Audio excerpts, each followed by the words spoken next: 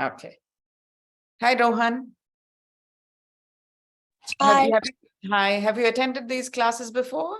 No. Last year? No. Okay. Yeah. See, Soren has a copy of my book. So do I. This is about the Vedas and Upanishads. So welcome. So we have a mixed group. Neela, I met last week and the week before. So Neela and a good friend now, and Soren. So she's heard some of the stuff already, which I might repeat some of it, Neela. But there'll be a lot of new stuff. Don't worry. And everybody else hasn't been with me this year, so it's going to be a refresher for those who have been in this class before, and for the others, first timers, you will hear it for the first time. And do you do know what you've signed up for? I hope. Some of you. Neela is also wondering, what have I signed up for actually? Yeah. So, Ishan, Rishi, do you know what? Rishi knows, but Ishan and Vinay, do you know what to expect? What are you expecting this to be? Some kind of, oh my God, my mom made me do this, so I'm here, or yeah, okay. Okay, let's see where we can go with this. Let's begin with a chanting of Om. That's how we usually begin these classes. And so for the ones who are here for the first time, what is Om? Any kind of understanding of what Om is, why we say Om? Anything? Yeah, Leela? It's the sound of the universe. Yeah, it's the sound that of the universe when the universe was created. That's what Hindus believe anyway. So, and that was the sound at the beginning of the universe, at the creation of the universe. And what is that sound? What is sound actually? It's the frequency of air, vibrations going through air. That's what makes sound. When those vibrations hit your inner ear, you hear sound. Okay, so that it's basically the universe was vibrating at a particular frequency when it was created. And really, hi Gautam. Namaste. My computer was like glitching before, so I couldn't hear No anything. problem. So Oh, you I couldn't hear logged on anything? from No, a we've only different just computer. started, so it's fine. We've only just started. So I was just explaining that Om is, why do we say Om when we begin any session, or we don't, even if you're not beginning anything, but you want to come back to start. If you want to come back to ground zero within yourself, we chant Om so that all our vibrations inside of, because everything, the whole universe is in a state of vibration at all times, whether you look at atoms in which the electrons are vibrating as they go around the nucleus, or you look at planets, planetary motion, the stars, everything is in a state of vibration and movement. Nothing is static and stagnant. Everything is moving, and life is movement. That's what we believe. I mean, as long as you're moving, even if you're in deepest sleep, the rest of your body is functioning. So movement is life. And that's why it's important to keep moving on even in life and not get stuck somewhere, because as long as you're moving, you're alive. The moment you stop, the moment you say that that's enough, I'm done, I don't want to do anything more, I just want to relax and be, then you stop growing, you stop living. So Om is when we chant Om, we bring all our own vibrations into harmony within ourselves, and we become one with the harmony of the universe, which means it's very, very calming when you say it, because all our senses, all our vibrations are always in several different directions at once. For me, not so much, because it's 4:30 a.m. where I am, so I've just woken up. So from a deep sleep, so then it's somewhat aligned. But for you guys, you've been going the whole day, and you're almost at the end of your day. So therefore, it's important to bring yourself back into alignment before we plunge into anything new, to make yourself ready for this session. So let's all chant Om. So basically, Om is a combination of, the O in the Om is a combination of A and U. In Sanskrit, when A and U combine, it becomes O. So today we can chant it as A-U-M, and tomorrow we chant it as Om, okay, bringing it together. So when you chant the A part, keep your mouth quite wide open, let it be full-throated, and let it come from your stomach, right from below. Ah. And then as it rises up, basically you're trying to pull up your vital energy from the base of your spine to your head. That's the attempt whenever you chant Om. So ah comes from the pit of your stomach. Ooh, you gather it a little bit. So your mouth becomes that, not ah, ooh, and then it resonates in your chest. And then you bring it to your head and go and the is always longer than the ah and the ooh, and it sort of signals a closing, a completion. Okay, I would recommend, if you can, if your seats where you are big enough, sit cross-legged if you can. Yeah, sorry. How do you spell Om? So in How do English, spell Om, because the Yeah, you can say, so you'll it see, sounds more like an AUM as opposed to an OM Yeah. or an OHM. yeah, whichever you prefer, both are okay. Both are fine. So in this book, in fact, I have used the AUM more to make everyone understand that it's actually those sounds. Right. But Om is fine too. Yep. OM is also fine. Okay, here we go. Close your eyes. Breathe a couple of deep breaths so that you calm yourself.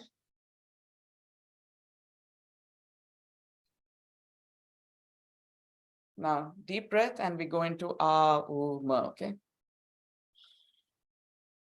Aum.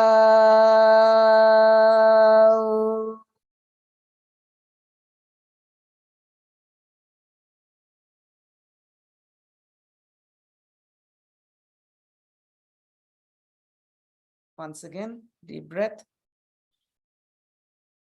Aum.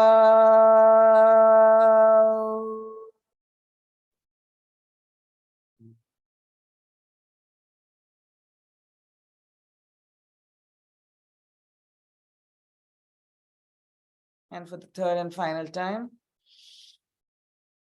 Aum.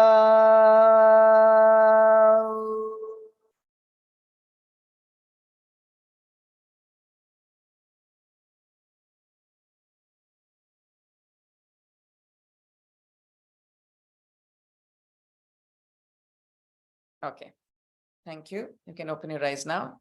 I'm putting a shloka mantra in the chat box so that you can all follow it with me. We'll chant this mantra before we begin. It's called a Shanti mantra. And what Shanti means is peace or calm. So we are asking for, there are many Shanti mantras, and I've decided that we can chant this today. Okay, it's there in your chats. So you can see it and singing with, say it with me. And what does it mean? It's basically a prayer to the universe. It's completely non-denominational. It's not addressed to any particular God or anything. It's the energy of the universe. And we're asking for grace and guidance. And we're asking that this great energy, the cosmic energy of the universe, the first word is Sahana Vavatu. Sahana means Saha is to be together with somebody. And in this case, I am together with you. Okay, so Sahana Vavatu, may the two of us, both you and me, both the groups in this conversation, Sahana Vavatu, may we be protected. Okay, why should we be protected? You are safe in your homes. I am safe here, hopefully. I mean, no one ever knows what's going to happen in the next minute, but more or less we are quite safe. So what is any need for protection? The protection is that we don't, that this becomes a safe space where we both are able to express our deepest thoughts and questions without fear of that they would people would be upset with us or anything. So that's what it means. Sahana Vavatu. May both of us, may the two of us, the two groups be protected. Sahanau bhunaktu. Bhunaktu means nourished, fed. May the two of us be fed, nourished by this conversation. And you see how it's a two-way thing. By the way, this Shanti mantra is from the Vedas, which we're going to talk about. The oldest texts in Hinduism, oldest texts in India, and among the oldest texts in the world. Okay, so Sahanau bhunaktu, may the two of us be nourished by this conversation. So it's not just the students that are nourished by a teaching. It is also the teacher that is nourished from the reactions of the students. Okay, so let this be a conversation or an interaction where the two of us are nourished. Sahanau bhunaktu. Sahaviryam karavavahai. Virya means heroism or courage or bravery. So let us, both of us, undertake this task of learning with great courage. Why do you think courage is required in learning? Any of you? Yeah, Gautam. Because you have to ask questions to learn more. Yes, yes. And you should never fear that your questions will be laughed at or dismissed or neglected. So you should be able to ask. And what else do you need courage for? Not only to ask the questions, but also, anyone wants to think about why we need courage? Not only, yeah, Nikhil. Is it also to give answers? Sorry? Just to answer questions in general? Courage to answer questions. Yes, courage to answer questions and courage to disagree. That is the greatest. That's also, you want to disagree with what your teacher is saying, or, I want to disagree with what you're saying. But if I feel that if I disagree, you will hate me or you will get upset with me, then it won't happen. Then everybody sort of keeps it to themselves, their thoughts, and they don't disagree. And then the interaction is not so fruitful. And therefore, courage. Sahaviryam karavavahai. Let us undertake this with courage. Tejasvina vadita mastur. Tejas is illumination or radiance or luminosity. So let us both be illuminated by this conversation. Tejasvina vadita mastur. And ma vidvishavahai. Let there be no conflict between us in the course of this interaction. So it's just a beautiful prayer that any two people can chant before you undertake something of importance. Okay, let me chant this.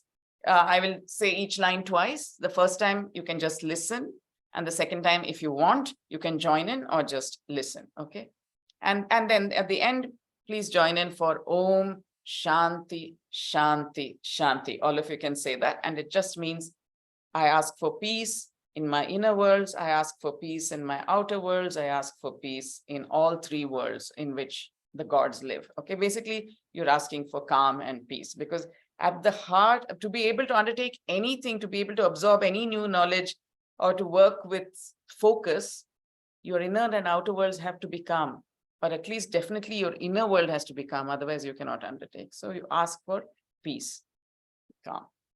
Okay. Oh.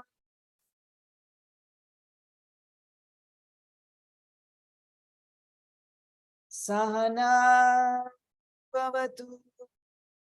You can repeat if you want. Sahana bhavatu. Sahanau bhunaktu. Sahanau bhunaktu. Sahaviryam karavavahai. Sahaviryam karavavahai. Tejasvinavaditamastu. Tejasvinavaditamastu. Ma vidvishavahai. Ma vidvishavahai. Om Shanti Shanti Shanti.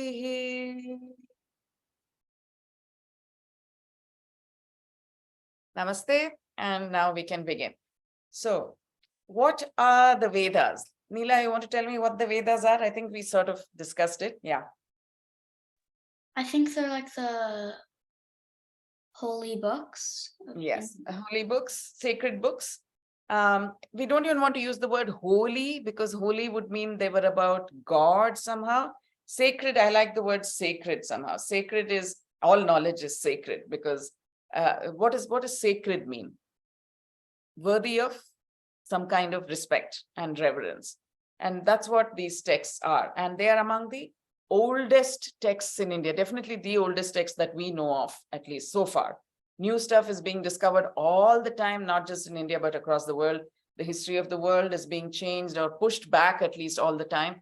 And right now in India, new history is being unearthed, particularly in the south of India, and maybe we will soon discover that our history is older than what we know already. But so far as we know right now, the Vedas are among the oldest texts in the world. And the word Veda, what does it come from? No, and why are we even studying it today? Why is it that we need to even look at them? They're so old. They're about 3,500 years old at least. So why is it important? Anybody wants to guess? Why do you think it's important that we study them? Or at least know a little bit about them? Yeah, Leela. Because they have a lot of wise things. Yes, they do have a lot of wise things. That's one of the reasons why we study them. Anything else? Yeah, Gautam? Those wise things can guide us, and they can help us know more. The thing is, they can help us and guide us even today. That is why we study them. You know, the thing is that the world may have changed externally, unrecognizable from what it was 3,500 years ago. We think. We don't know for sure, but we think that it's very, very, very different from what it was 3,500 years ago in terms of the world inhabited by men. Otherwise, the earth is the same. But the world inhabited by men is very different. But the wisdoms that these old texts contain are still relevant because human beings haven't changed all that much at all. The same fears, the same questions that used to plague them all those years ago still continue to plague human beings. And that is why, and we are still confused, we are still, for all the changes that have happened in our external worlds, can we truly say that human beings, and all these changes are for what? Why did man, with using his huge powers of innovation, curiosity, imagination, why did he convert the world into what it is today? What is very different today from what was before? Maybe 3,000 years ago. What do you think in your perception? What is so different? And maybe I want Vinay to say, or Rohan, do you want to guess? I mean, just use your imagination. Innovations, technology. Yes, technology, innovation. So what in that sense, what has changed? Perhaps we live longer than we used to because now science has shown us, has given us the medical science. We know how to take care of ourselves. We know how to heal diseases that perhaps people did not in the past. Technology, yeah, Gautam? We act very differently than we used to 3,000 years ago. In what way? Like how we talk to other people. Like consequences, not like so laws. Sure. Sorry, say again. Laws and how like Laws, yes, social for sure. structure. Laws are very different. Yes. And how we govern ourselves. That has probably changed a lot. Ishan, what else has changed in your mind? Or like, well, how we look at each other, like how we treat each other, like How we treat each other. I yeah. mean, because of the laws, perhaps, how we treat women, how we treat the disadvantaged. At least we have laws, and whether we actually do or not is a different question. But we at least think we should in a particular way. Rishi, what has changed, do you think? Our like knowledge from the past. Yeah, what we know about the world and how things Yeah. work, how the earth works, how the universe works. Yeah, all that has changed. And are our lives, Vikram, you want to say something? No? What? Did you want to say something?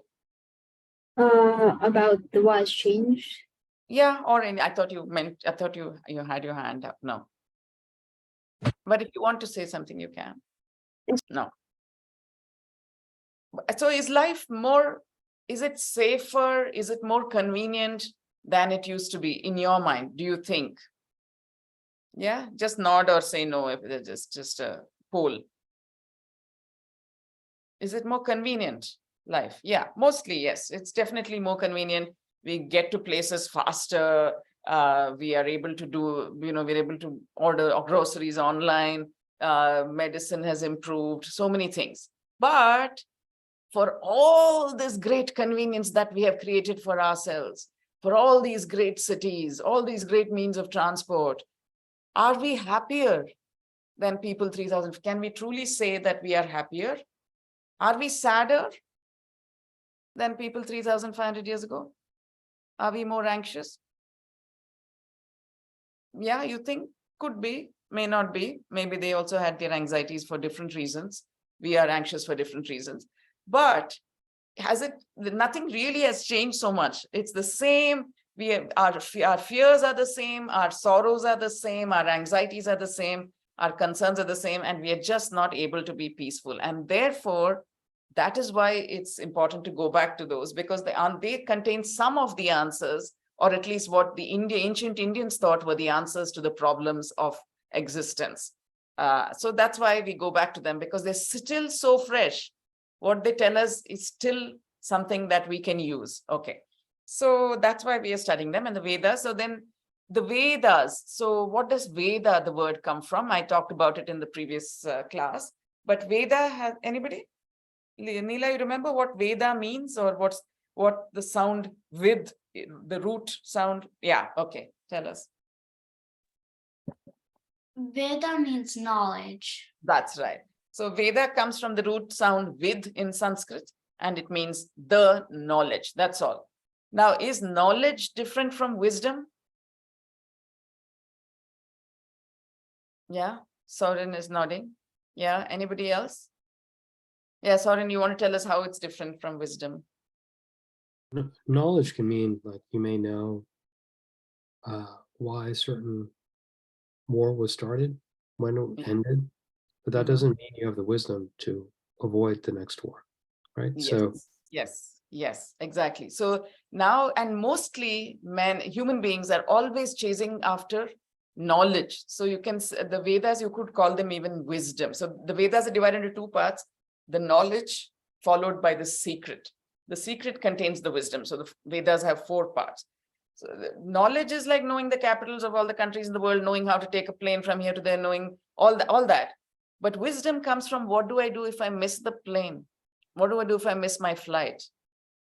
So do I just say, yeah, these things happen and get on with it, or do I lose my mind and have a huge tantrum? Yeah, Gautam.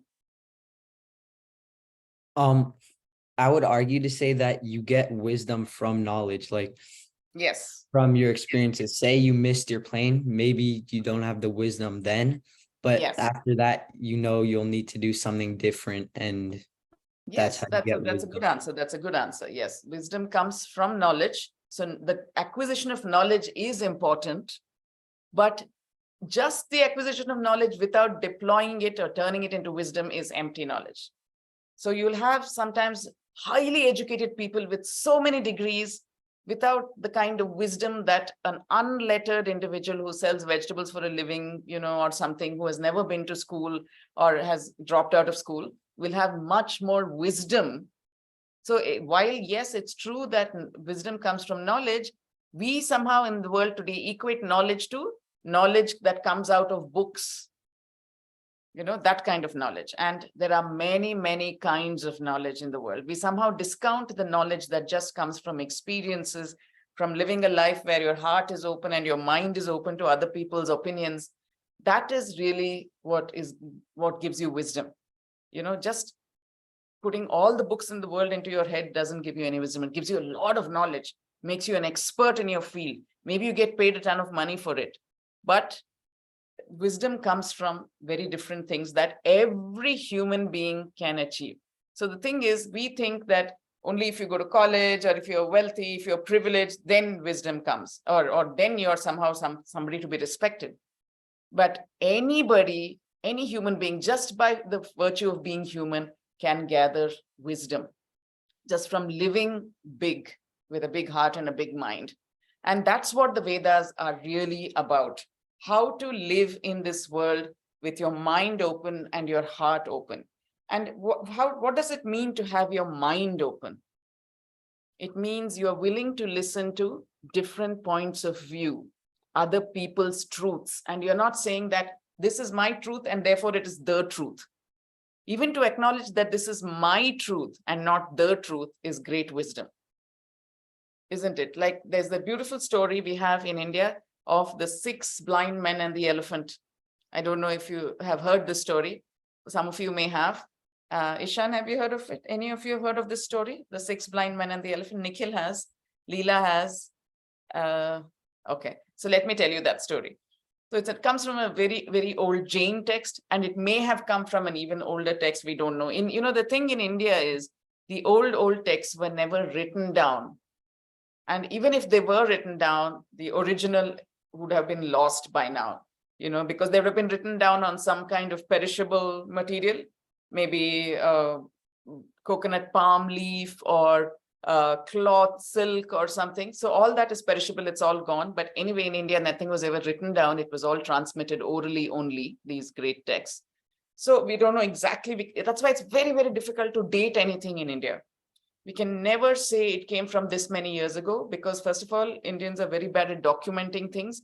Why do you think we are bad at documenting things? It's because we believe that time is cyclical. Not just in India, but in the East, in general, time is believed to be cyclical. In the West, time is believed to be linear. It starts somewhere, it goes up to the end and stops. That kind of thing. But in the East, we believe time, the world, everything is cyclical. Something has been, it will be again it will come back, the old thing comes back, the new stuff comes, the old thing dies, new stuff comes. And where do you think we get this kind of concept from? Where did we get the idea that time was cyclical?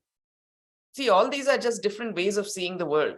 Not one is not righter than the other, one is not better than the other. It's just different ways of seeing the world, and you can pick whatever suits you. But since I think all of you are of Indian origin, at least, with one parent, then this is also part of your heritage, a way of seeing the world and time as cyclical. And where do you think that thought comes from? That life goes in cycles. It's not a line.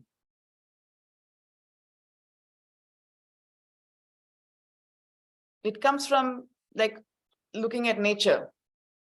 In nature, you have seasons. There is autumn or fall when the trees drop their leaves and everything looks dead. And then 3 months later, there is new life and life begins again. So what does it feel like when you think of time as a cycle? I'm sorry, I went away from the elephant story. I'll come back to it. But when you think of time as a cycle, how does it affect your view of your life or the world? If you were a kind of people who believed that life was cyclical. Yes, or you want to say something? Makes us all very small, right? It makes us small. Because it's that the timeline is so large that we're just a very small dot. Yeah, perhaps. What else does it tell you? Nikhil wants to say? Is that? No, that's my cursor. Sorry. I thought that was your hand up. So, but if you think of time as something that keeps coming back, does it give you some kind of hope that this is not your last chance? That you will be back, you can try something new again. Nothing is permanent, nothing is final, because where you are now, you will be back here someday. Okay, so what does it tell you when you're at your lowest ebb? Suppose something's gone wrong with your life, and in the sense that you haven't done well in an exam and you're feeling really low and you're feeling completely useless. I'll just never make it. I'm dumb, I'm lame. But that is just one part of the cycle, and soon you will be up again. Maybe it's the winter, and that if you wait it out and just stay, believe, have the faith, keep the faith, spring will come. Okay, and also, if you're in summer and you are having the best time of your life, what is summer in nature? Summer is when the fruits come out. It's the season of great maturity. All the flowers have become fruit. The tree is useful. It is full of leaves. It's the most wondrous time. And it might be that summer in your life and you're saying, wow, I'm just so cool. I'm this dude. I can achieve anything I want to. I'm winning everything. I'm going everywhere I want to go. I have all the gadgets I need. This is the life. Be careful. Don't exult too much, because after summer comes the fall. So, but when the fall comes, you know that, hey, but there is springtime. So there is this sense of always being held, always having a second chance, nothing ever being permanent. When you make a mistake, you say, oh, okay, I know my friend hates me now, but it's not permanent. I know if I go and apologize, maybe springtime will come again. So it sort of influences your view of the world, and it makes you lose some of your anxiety. If you believe, that where does that, there's a very basic concept that all Hindus believe in. Hinduism is not about belief at all. We're not asked to believe in anything. You're asked to discover, question things, go on your own journey of discovery. But there are some things that most Hindus will say, yes, I think I believe in that. And what is that? What is one of those things, which comes from this whole idea of cyclical time? Yeah, Gautam. Karma. Karma, yes, we do believe in karma in the sense of what goes around comes around. Yeah, same thing, cyclical time. Yeah, Nikhil. Reincarnation. Reincarnation, yes, that nothing is permanent. Your body is just a costume. You wear it for this life, and then you cast it aside, but your soul continues immortal and it comes back in another body. So you don't have that anxiety that I have to achieve everything I have to in this lifetime. You are calm. You're saying, there'll be another chance. I can do better next time. I can do better next time. That's a huge, hopeful thing to live with. When you feel like, okay, now I've come to the end of my life and that's it. That's my only chance, finished. That gives you a lot of anxiety. But when you say, okay, this happened in this life. So you're able to say that if you're poorer or, some things didn't go your way in this life, you're able to say, well, bring in the idea of karma and say, well, if I really try and focus and try to be as good is a difficult word in Hinduism, because what is good and what is bad, who decides? The kind of this is definitely good and this is definitely bad doesn't exist, because everything depends on the circumstance. So you're asked to think in every circumstance what is good and what is bad, and then make your decision. But that, even if this time around my life is not great, if I focus on making good choices for myself and for everybody around me in this life, there will be a second chance when I will have a better life. And then in each time I can keep going there. So reincarnation. Anyway, so let's come back to yeah, Gautam. Can I please use the bathroom? Yes, sure. You don't have to ask me. Just put it in the chat box and so that I know why you've left. That's all. Yeah. Anyway, so the story of the 6 blind men and the elephant, right? So there were these 6 blind men. They were taken to see an elephant, and each was placed at a different part of the elephant, near a different part of the elephant. And, blind people have to depend on their sense of the other senses. One sense is not there. So then you have to listen and better not taste the elephant, but you can at least listen and feel with your hands and smell maybe to get a sense of what that thing is, what that creature is in front of you. So one of the blind men was placed near the leg of the elephant, and he held the elephant's leg, felt it around, felt its rough skin, like wrinkled skin, and felt the heft of the size of the elephant's leg, and said, aha. And how do we learn? How do we learn things? Even if you have the gift of sight, you learn things by comparing it to something that you have seen or heard or felt before, right? You say, this is like how it was then. This feels like that. This experience, is exactly like it was when we went to that other country, that kind of thing. So all our learning comes from previous experiences. So in the same way, this blind man felt the leg of the elephant and said, aha, I know exactly what an elephant is. It's like a mighty tree. That's what an elephant is. And then there was another person standing near the trunk of the elephant, and he felt the trunk. He felt how it went, how flexible it was, how it moved so beautifully and easily. And then he said, I know what an elephant is. It's exactly like a snake. Snakes also have that kind of dry skin. And he said, maybe the texture is a little different, but it's like a snake. And then there was somebody else standing near the tail of the elephant, and he felt the tail of the elephant, felt that little tuft of hair at the end, and said, I know what it is. What do you think he said it was like? Somebody else, not Gautam.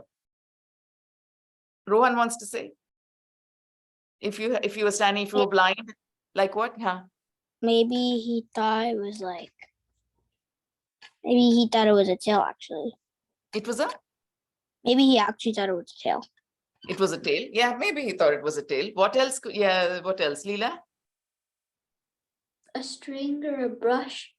A bush of some kind, of bush of A hair. brush. A brush. Yes, a brush, he might have thought. Gautam? A cat. A cat. Okay, maybe. The story tells us he thought it was something like a fly whisk, that they used to have, that they used to fan the kings with to keep the flies away, a tuft of hair at the end of a stick. So he thought it might be that.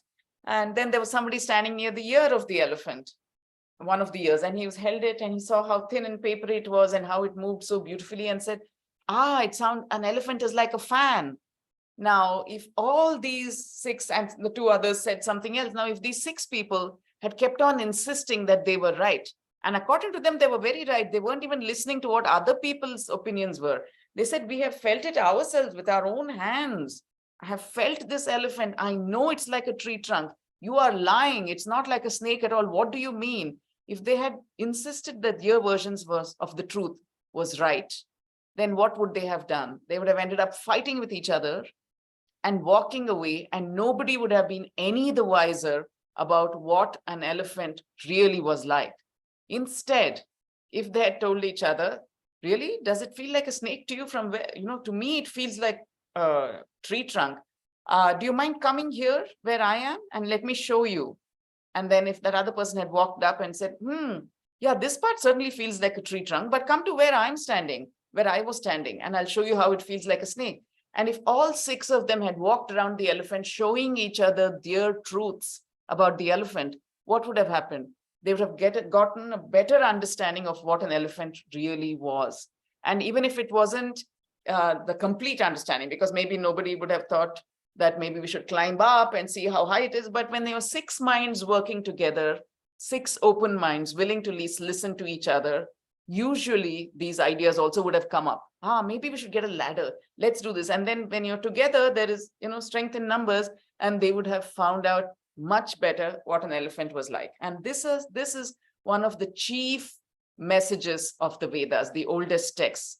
Question things, understand that there are many truths, many perspectives, and keep your minds open to the many, many different perspectives. Okay, so that's one of the key teachings. And they think, so then what is at the core of every religion? What are the key questions that have troubled humanity from the beginning of time, to which the Vedas are one of the texts that have the answers? The Bible has some answers. According to the Christians, the Bible has all the answers. According to Muslims, the Quran has all the answers. According to the Sikhs, the Guru Granth Sahib has the answers. All these texts have answers. They may be slightly different from each other because of different points of view, just like we said, different blind men, right? Because aren't we all like blind men and the elephant when it comes to the universe? Does any of us, can any of us claim to say that we understand it completely? No. And therefore it's better to listen to a bunch of other people and their ideas also. Oh, that's what you think. That's what I think. Okay, then I'll synthesize all of it and then come up with my own idea of what the universe is, right? Rather than just believe. You're told, no, this is the word of God. Believe it. Only if you can believe it, if you have faith in this, then you can be a good person of this religion. Otherwise, we don't want you in this religion. Is that a good way to do things?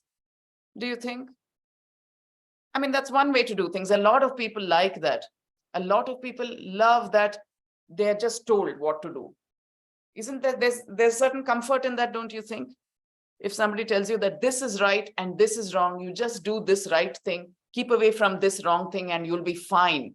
You'll get enough brownie points in this life and you'll get a place in heaven, and that's how you live your life, and that you can go off to heaven and never have to come back. Is that a good way to live? Do you think? Is it your kind of way? When someone tells you this is right, this is wrong, just do it. Don't think. Just keep doing this and then you'll be fine.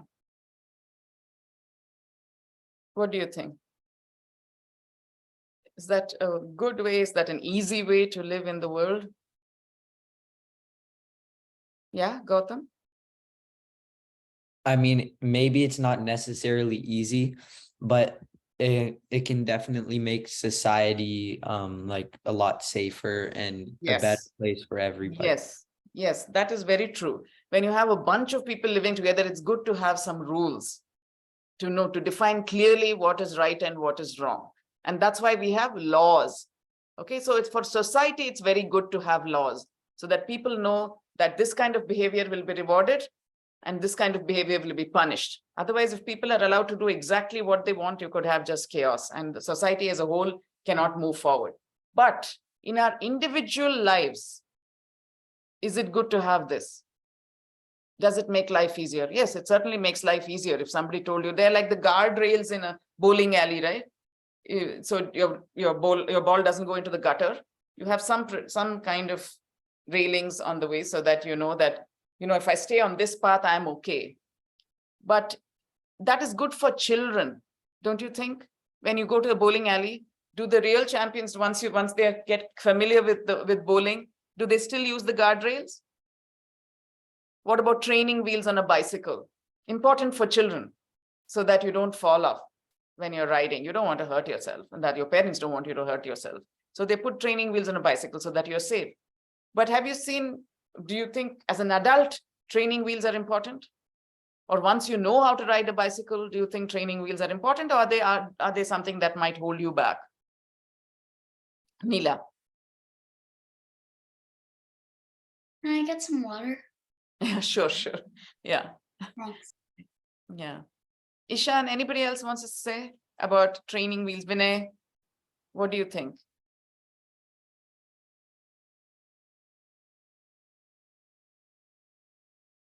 Vinay, Ishan, anybody wants to? Rishi wants to try? Yeah, Ishan. So I like saying that if training wheels, the reason then without these, if we don't use the training wheels or whatever, then society will then it won't really work, right? If we don't use it. Just getting a Yeah, little confused. but for you, yourself, Yeah. do you think you want to stay with training wheels all your life, or would you like No. to? I feel No. like training wheels should be maybe for a little bit and Yes, then I don't- exactly. And that's what Hinduism is about. They say rules are good for when you're young to help you decide a little bit, for your parents to teach you their values, what we think is right and what we think is wrong. But at some point, the training wheels have to come off. You should be riding by yourself freely, with freedom, with nothing holding you back, in the sense since you have a very, very good mind as a human being. If you don't have a mental issue, you have a good mind, a good brain, use it to make your own decisions, to figure out what is good, what is bad, find your own answers. The guidelines are only when you're starting out on this journey, when you're seeking the truth and you're starting out on this journey. Yes, the rishis, we have a rishi here, but rishis were the sages of ancient India. So they went off into the forest, did their investigations into the nature of the universe, came back and said, this is what I found to be the truth, and put all their wisdom into the Vedas. But they've never say that you must believe me and do as I do. Not at all. They say, this is how we found our way to the truth. This might help you on your own journey to the truth.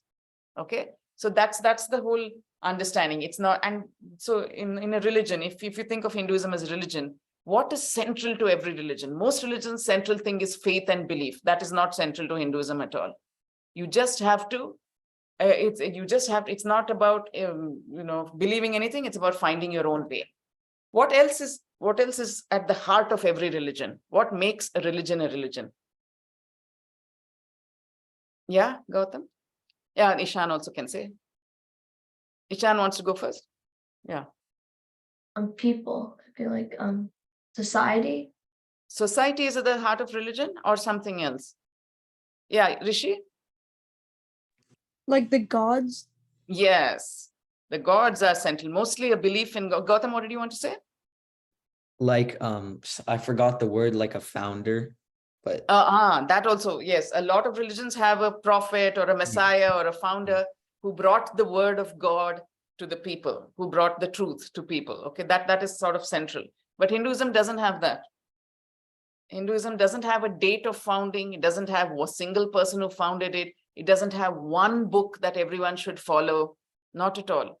And it doesn't even have, even at this late stage, Hinduism or some sort of Hinduism has been around for like 3,500 years, but we don't have a central figure in the world today who sort of guides what all Hindus should think and say. We don't have a pope, for instance, right? So we don't have that at all. And what does it tell you then about Hinduism and these ancient texts called the Vedas, which set the path for Hinduism to follow? Yeah, Gautam? You don't have to listen to just what just one person said, because Absolutely. their journey might have been a lot different than yours. Different from yours, exactly. Everybody. So what does Hinduism do? It acknowledges that each of us is different, and therefore we cannot be expected to follow the same way of living, have the same answers to questions. No, each of us is celebrated, and these differences are celebrated. It's, in most of the world today, forget religion, the differences are not celebrated. Like, you be like us, then you're with us. You're either with us or against us. And if you think differently from us, if you act differently from us, if you eat different food from us, if you worship different gods from us, if your politics are different from ours, if you're a Democrat while I'm a Republican, so you're not one of us then. You are rejected. And so difference is not celebrated. But in the Vedas, the oldest text, difference is celebrated. It is the very fact that you're different makes you unique, makes you special, and celebrate that specialness, celebrate that uniqueness. Don't try to belong. Don't try to be like everybody else, because everybody, but I want to be part of this group of friends because they're the cool guys. I want to be part of this group because all the cool girls are there, all the cool boys are there. Yes, that's fun, maybe, but you don't have to think. If you feel differently and you think differently from that group, you don't have to just go and be part of it because it's something cool to do. So basically, Hinduism tells you think for yourself all the time. And as Rishi said, the gods are at the core of every religion. But Hinduism, what is at the core? God is not even at the core of, even that part is not true. God is not at the core of Hinduism. What is at the core of Hinduism? A belief in God is not. A belief in God or faith that some cosmic energy guides you is recommended because it makes your life easier in some way. It makes you, if you think that there is some wonderful person or persons somewhere taking care of you, watching your back, that's good. Maybe if it makes your life better, sure, go ahead and believe. But it's not, it's just said, that may help. But you're not expected to believe at all. You can completely say, I don't believe that there is a creator God at all. And, you can be a very good Hindu. There's no, so differences are celebrated. Okay. So God is not the center. If God is not the center, what is at the center of Hinduism? Someone else besides Gautam for now? Nikhil? Vinay wants to say, yeah. So what is, Rohan also coming to you. The people who worship it, or like the people who worship. Okay, what did Rohan want to say? I was actually going to say that. You were going to say that? So it's not people, but yeah, Gautam. Yeah, Leela. Sorry? Like, what? I didn't Like hear. the knowledge The that knowledge books is central. The The wisdom. The wisdom is central. Okay, that's a good one. And Gautam? Guidance. Guidance. No, actually, Hinduism says you are the core, not God, not something external to you. The wisdom that, like Leela was talking about, the wisdom that you hold already within you and you may not know you have, that is at the core. So the whole point of being Hindu is to go after that wisdom that you already hold and unlock it. So all the practices that Hinduism offers, even the puja to an external God, is only meant to strengthen the internal God, to give you the kind of discipline that strengthens what is already inside. So Hinduism says there is no becoming. You don't become something in the future by doing these things. The whole process is not of becoming, but of remembering who you truly are.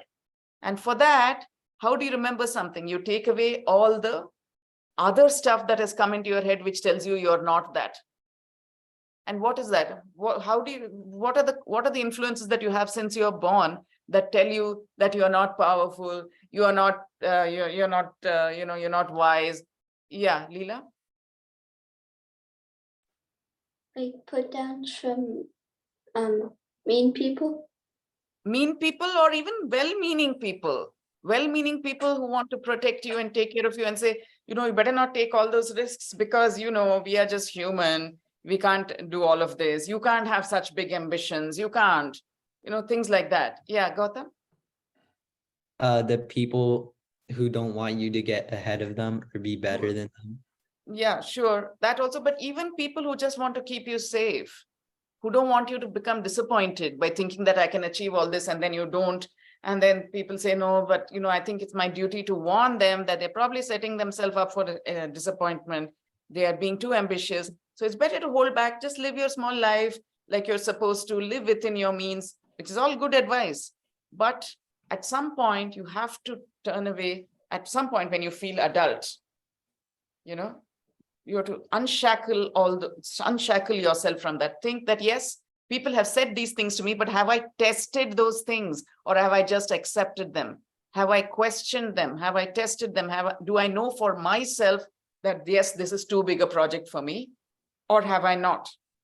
And that's how you build your inner confidence, your inner God. And that's how you remember that what you are is actually a limitless being.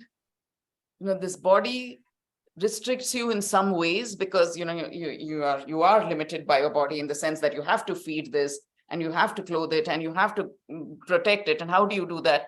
By earning enough money. The world today is, if you want to feed yourself and clothe yourself, you have to have some money. And to earn that money, you have to have a job. And how do you get a job? By being educated in a particular way, book education or whatever. So all that is fine. You are limited in some sense, but in your mind, you should never be limited. And that's what the Vedas are about. What Hinduism is about you. You are limitless. You are completely free. You imagine that you're shackled. You imagine that you're little. You imagine that you're irrelevant. But in fact, you are limitless. So that's a very wonderful thing. But it also tells you that, we said, these are what we found out. These are rules that have helped us. We think this is good and this is bad. This might help. But in the end, you have to test it out for yourself and don't listen to what somebody says is good or bad. In every situation, it may not be so. So it's very scary not to have these rules which tell you this is good, this is bad. Don't do this, don't just do this. Then that's like the law. You just follow the law and you live your life. You don't have to exercise your brain too much. But in Hinduism, you're asked to exercise your brain in every moment. Like it asks you questions like, okay, so do we all believe that killing somebody else is a sin, is a terrible thing to do? That at least is, we all agree, right? Most of us would agree that taking another life is the worst kind of sin.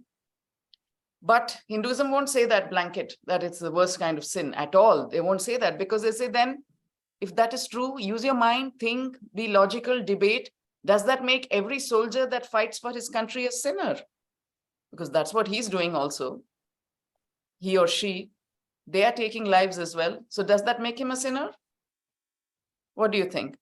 No, that we'll all say, no, not at all. He's just doing what he says. Protecting his country is very noble. But if you just take away all those conditionings and just say, what is the real difference between a terrorist, say, and a soldier? What is the real difference? How do we decide? We all know instinctively that a soldier is noble and a terrorist is not. But what really makes the difference? Both of them are taking lives. Yeah, Gautam. A soldier usually is taking lives to help protect his country and the people who live there. And a terrorist is taking lives just because they want to have power, or they think it's fun, or that's what we are made to believe. That's our first instinct. But what do you think if you were a terrorist?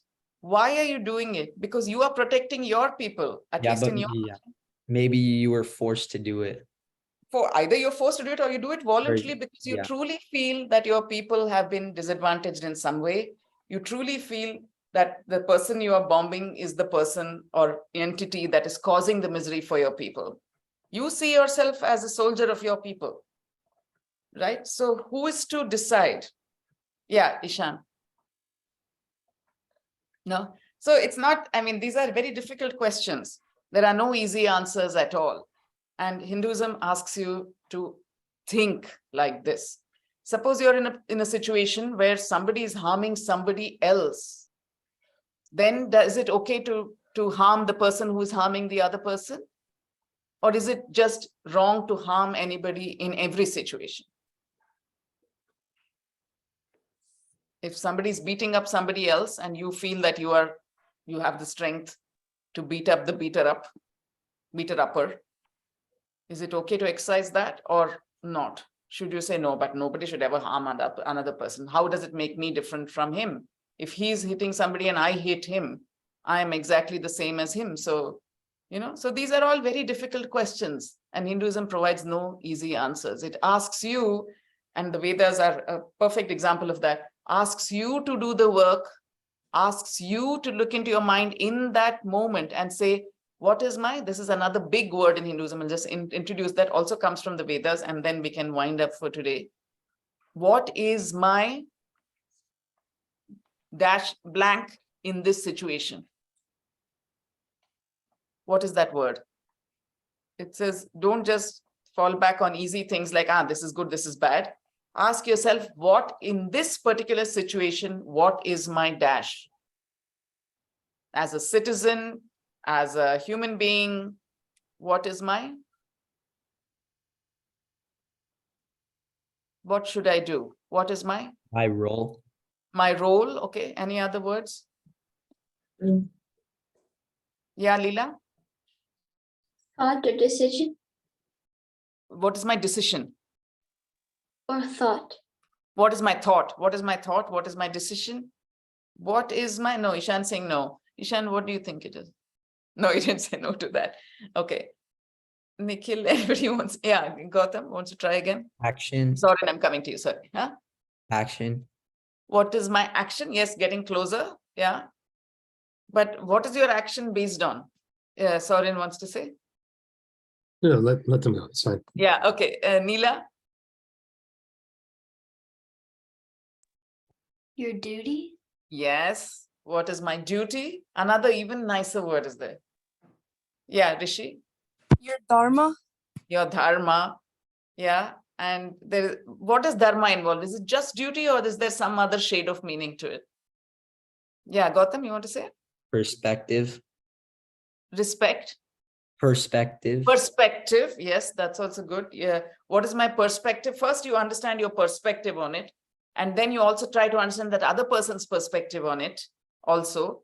But that leads to too much indecision.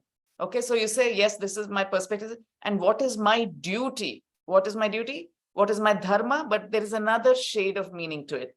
Duty and responsibility. What is my responsibility in this situation? Okay, and then you make your decision and only then you act. You don't act. How can you tell? So very good. The Indian ancient texts say that there is no good and there is no bad. But there is a right and a wrong in every situation for you. Okay. And in that particular situation, how do you decide what is right action and what is wrong action? That is the whole teaching. Over and over again, how do you decide what is right action and what is wrong action? And there are some shortcuts to decide. Okay, because you have very little time. When you're in a situation, it's very difficult to decide what to do. So what are the basic recommendations, the litmus test? How do you know? You feel like doing this right now. I feel like really punching that guy's face because he's being mean to somebody else. But what should you stop? Is that right action or wrong action? Difficult to tell. So pause a moment, say the ancient text, pause, ask yourself, the thing is, what is karma? Karma is what you've done. Everything you do comes back to bite you. That is one. But the other thing is that whatever action you do, there will be consequences. That's all you need to know. Not whether it's good or bad or right or wrong. Whatever action I choose, and the point is that you choose to do it. It's not thrust upon you. In that moment, you choose to do this or that. And every action, and action doesn't mean something that you do with your hands. Every thought you think, every word you say, every deed you do, all that is action. And every action will have a consequence. So pause for a moment before you do what you instinctively feel like doing and ask yourself, what could be the consequence of this action? For me, for that person, for everybody else around. Then karma means the problem is you have to live with that consequence. Nobody else has to live with the consequence of your action but you. So, and in the end, when you go home, when you're sleeping at night, when you're in your own bed, you only have your court of justice to face, yourself. And that's the most difficult court of justice, most demanding, most damning, most punishing court of justice. So you have to tell yourself, I think I did right, but there'd be a small voice saying, well, maybe not. So basically, right action asks you to pause, think about the consequences of your action, and then do it. That pause itself will help you make better decisions. That is one litmus test. Second litmus test, ask yourself, why do I want to punch this guy? Is it because I'm angry? Is it because I feel like, I'm the savior? I've come here to save that other person. Is it because I hate this person? He's always doing this kind of thing, and therefore all my collective hate is coming up to the fore and I want to punch him. What is the reason? What emotions are guiding this action? And if you can come up with even one emotion, is it fear that he will hit me next? That is what's making me lash out. If your action is being guided by any of these emotions, then that old text say it's probably a wrong action, so wait. And it says only when you can take out all the emotions and tell yourself, I need to do this because this is my dharma. This is what I need to do in this situation. I feel no hate, no anger, no fear, but this is my role. This is my responsibility in this situation to do it. Only if you can do that action with that kind of mindset, then it is probably right action. We will never know. We are human. We cannot think of all the consequences. But at least if we have asked ourselves these questions, is my action guided by emotion or by a sense of duty?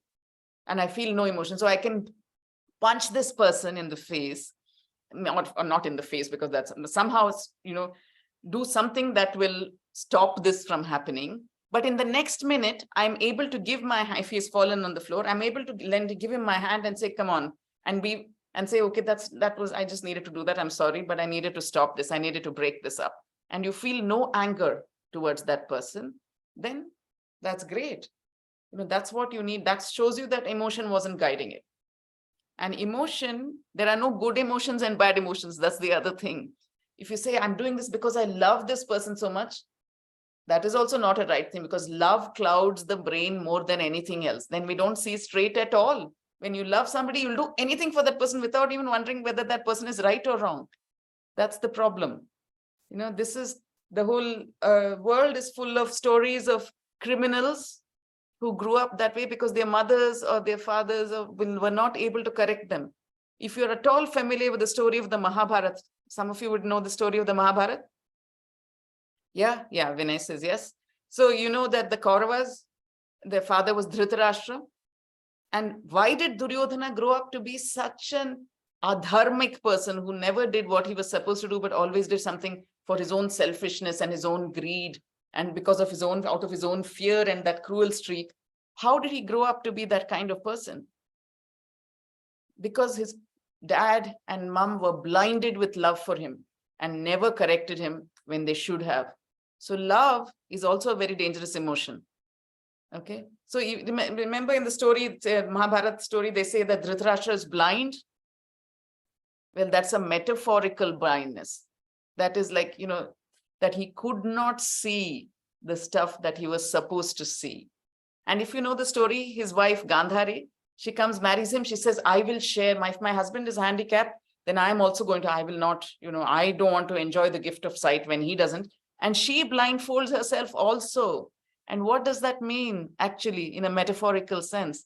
That she decided to go along with his blindness and said, okay, I will also not, not censure my son when he goes out of dharma. I will not bring him back because whatever he does, I will just follow him. I will not think for myself. And that brought about the whole disastrous consequences that happened. So love is also a very blinding emotion. You need to know that. So next time, tomorrow we shall meet again and we'll talk further about this and we'll tell some stories from the Upanishads. But what are you taking away today is that there, according to Hinduism, there's no right action or wrong action. There is only mindful action in the moment. Think, pause, take a few deep breaths, chant some ohms, don't take too long over it. But sometimes you have to make quick decisions, but it's all in the speed of thought it happens. So it's all very quick. The whole Gita was speed of thought, was Arjuna's thoughts, that's all. He was talking to Krishna in his head, what to do. And that's why he could come to a good decision. He took away all the emotions. He took away the thought that they are my people. How can I fight them? They're mine. And Krishna said, what do you mean mine? They are people who are doing wrong things. Anybody who does wrong is wrong. Don't care whether you're related to them by blood or not. Wrong is wrong. Adharma is adharma. You got to learn to see like that. That's why when emotions like love cloud you and you say, they're my people, how can I do this, Krishna? But if it was somebody who I didn't know, I would easily destroy him because he was doing wrong. So that's the thing. So you think clearly, think with clarity, and the only way you can do that is to remove the emotions and always think for yourself, always question. There's no question of believing stuff you're told. Listen with respect to everything you're told, every perspective, then go away and think for yourself and come to your own decision. Okay. Namaste. We'll see you tomorrow. Good night. Sleep well. Bye.